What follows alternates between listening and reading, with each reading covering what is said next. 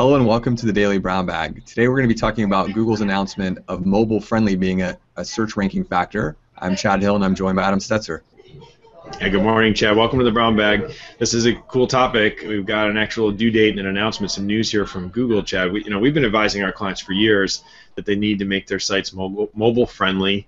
This is really important for the users. We know that 30% of consumers will abandon a site if they have trouble loading or viewing the site on their mobile device. Google obviously knows this as well, which is why they've been warning webmasters for a long time that mobile compatibility would eventually be part of their ranking algorithm. So no surprise here that the day has finally arrived. Google has made a formal announcement to fulfill their promise and said that on April 21st, coming up shortly here, Chad, it will be rolling out their mobile-friendly ranking factor into their algorithm. So there's some good news, and it probably will bring some fear to some webmasters who've been ignoring the call for mobile and are not mobile friendly, but there is some real good news here. According to Google, the new ranking factor will run in real time. So even if you miss the April 21st date for Google's mobile algorithm change, it means that shortly after you fix your site and you have mobile compatibility, you should see your rankings improve if you did take a hit because you missed the deadline.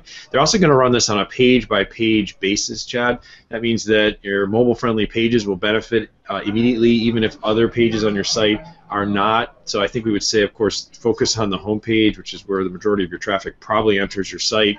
That should be your first target. If you don't have the budget to hit all of them, take a look at your entrances in your Google Analytics and figure out where most people hit your site first. Make sure those are mobile optimized if you can't do the whole site. But I guess that leads to a very practical question here, Chad, with this Google algorithm update is, how do you check and know if you are mobile ready? Well, there's a lot of tools out there, Adam, that will help you determine this. I think we always would probably recommend that you go right to the horse's mouth and use some of Google's tools. So if you have claimed your Webmaster tools, there is a component in Webmaster tools that will let you know whether or not which pages are mobile friendly, and it actually will flag some issues. Like, for example, if it determines that your components are too close together, it'll give you a few alerts and warnings. And there's also, if you don't have Webmaster tools claim, there is a tool, and we'll include a link here in the transcript to Google's mobile-friendly test, where again you plug in your URL, it goes through and identifies any mobile issues you might have.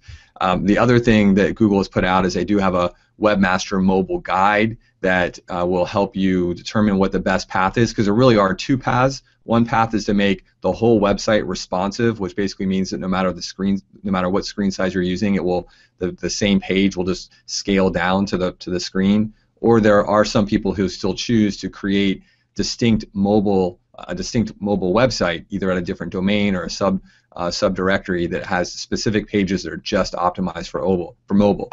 Generally speaking, we're seeing most people just find that it's easier to go the responsive path route. That way you're not dealing with maintaining two sets of pages. But again, some people find that the experience of a page specifically built for mobile can actually have a better conversion rate or better answer someone's questions better.